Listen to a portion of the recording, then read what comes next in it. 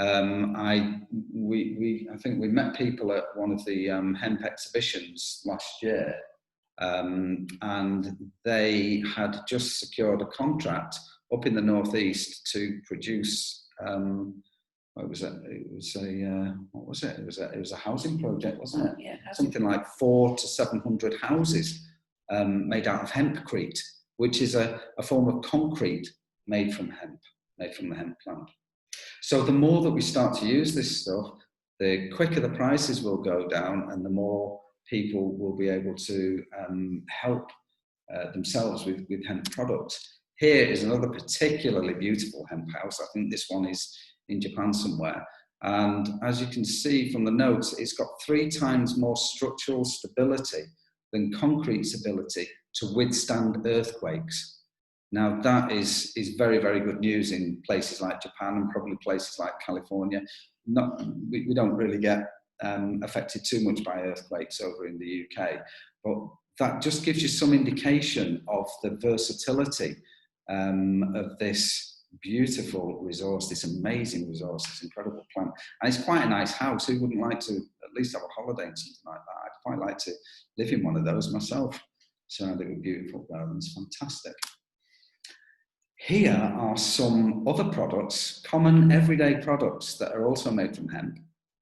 And we think that it's got the capacity and it's got the ability to quickly outcompete oil-based products. So many people believe that we're seeing peak oil at the moment, which, you know, I think could be a very, very good thing for our planet. And other people might be going, well, what are we going to replace it with? Well, here we are.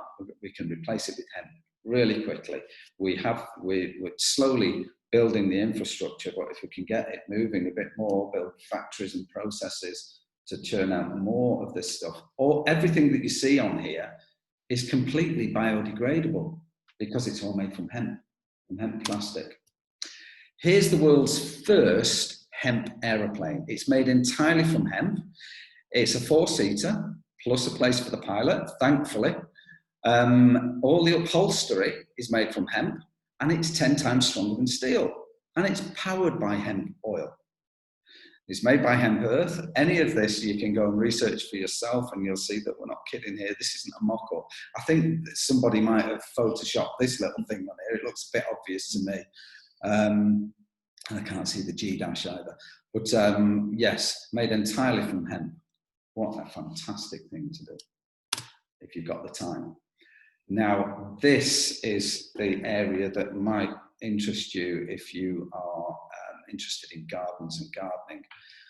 The phytoremediation qualities of the hemp plant. Hemp plants can naturally clean out toxins from polluted soil.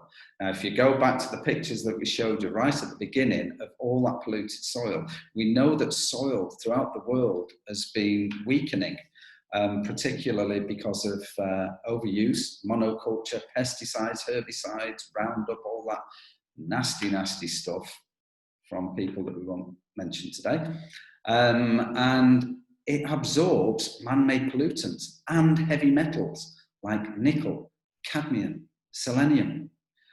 The roots grow 1.5 to 3 foot and effectively reach deep into the soil. So this phytoremediation process, this transforming of almost dead soil into living soil again, goes really deep into the earth. The plant actually stores and sucks up the toxins as well. And you might think, oh my goodness, what? Then we're going to put it on the skin. Well, no, it doesn't quite work that way, except in areas where you're using it as a cleanup resource. So, nice. Yes. So just want to say, if you grew hemp and marijuana together, over 5 years, the hemp would totally dominate the marijuana and wipe it out. Yeah. So it's really, really strong. Yeah. So I mean, I think when you're saying that, what Paul is saying is that hemp itself has high levels of CBD, which is the calming compound, if you like. When people smoke a spliff, they're doing that to get high, and they're also doing it to enjoy the calming effect. Well, the CBD, which comes from the industrial or agricultural hemp plant, is the calming side of it. The hemp that we sell, the hemp-based products we sell, have virtually no THC at all. You can't actually get a high off anything that we sell, and it will be illegal to do so in this country. So our products have less than 0.02% THC. And when Paula talks about putting a hemp plant next to a marijuana plant, what happens is, I think it's over the process of 3 growth generations, so it's less than 5 years, 3 growth generations, the CBD, high CBD level in the hemp plant will gradually overwhelm the high THC level in the marijuana plant, therefore transforming marijuana plantation into CBD plantation. It's very, very dominant. It's a very dominating plant. That's it, yeah. It's really dominating. Yeah, and CBD is just one of its endocannabinoid qualities. It's there are now products coming out with CBG, CBN, and all these different compounds that are so healthy for human beings and animals and the environment. Now, back to the phytoremediation process. Phytoremediation can remove radioactive elements from soil and water. We've known this since 1998. That's taken from the Central Oregon Green Pages. We've known that phytoremediation can remove radioactive elements from soil and water. So it can be used to clean up metals, pesticides, solvents, explosives, crude oil, polyaromatic hydrocarbons, and toxins leaching from landfills. So why aren't we growing it everywhere? That's a question to ask. Why are we not growing this amazing miracle plant everywhere? If only for these reasons. It's an environment transformer. It grows very fast. And it's a bit like a weed. It just takes off. 2 growing seasons in a year. And it harmonizes with other plants as well. I don't think it completely takes over. But the interesting thing is that the waste from all this phytoremediation is then converted into bioethanol, which is used to fuel engines. So there's no waste, or very little waste. That's a miracle in itself. I've managed to find this example on the internet of, let's go back a bit there. There we go. So you can see that fossil fuel emissions are huge, they're high. But if we were to use corn ethanol, that is fuel, petrol type fuel, from instead of fossil fuels, you'll see it reduces, you get 19, 28 and 52% reduction. If we go to sugarcane ethanol, that is biomass fuel made by sugarcane, you get 78% reduction. But if you go to the cellulose and the biomass from hemp plants, you get an 86% reduction in greenhouse gas emissions compared to fossil fuels. So the question is begged again, why aren't we growing this plant all over the world, in our own back gardens, everywhere? Why aren't we doing it? If ever there were a perfect time to seed the world with a miracle, it's now. The potential of hemp for restorative environmental balance is unrivaled anywhere. The potential of hemp as a single resource with over 50,000 plus potential uses is unrivaled anywhere. And the potential of hemp as a medical wonder plant and sustainable support to human and animal well-being is unrivaled anywhere. So current uses for humans, well, we can't make any claims, and I don't think we would make any claims. I don't think it's responsible anyway for, there are CBD companies who do make claims, but I think it's important not to make medical claims.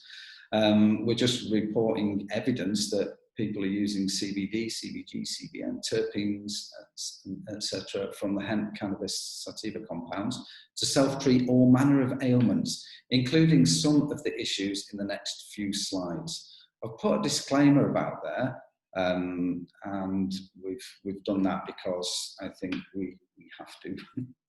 Okay.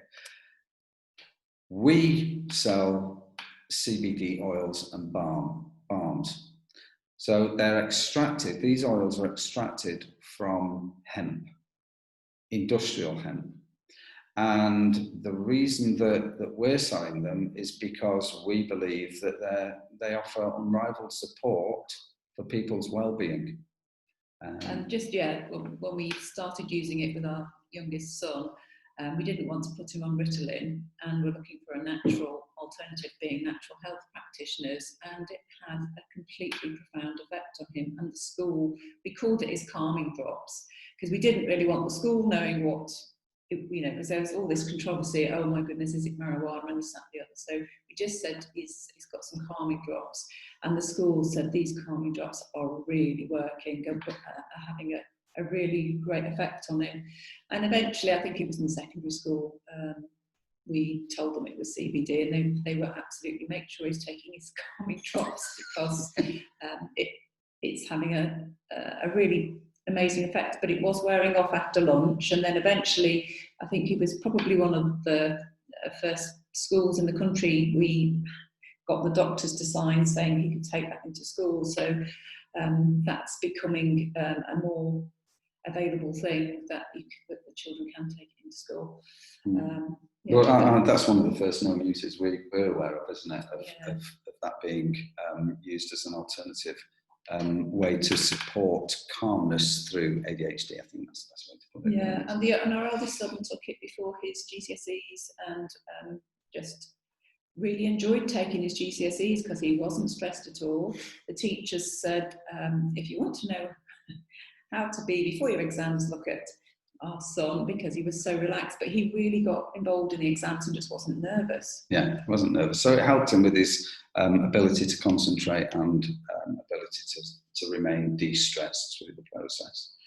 I just what I've missed is the picture of Chernobyl that we put there at the very beginning. I just want to read this a little bit from an article I wrote that's on our website. It's available at becalmercbd.com.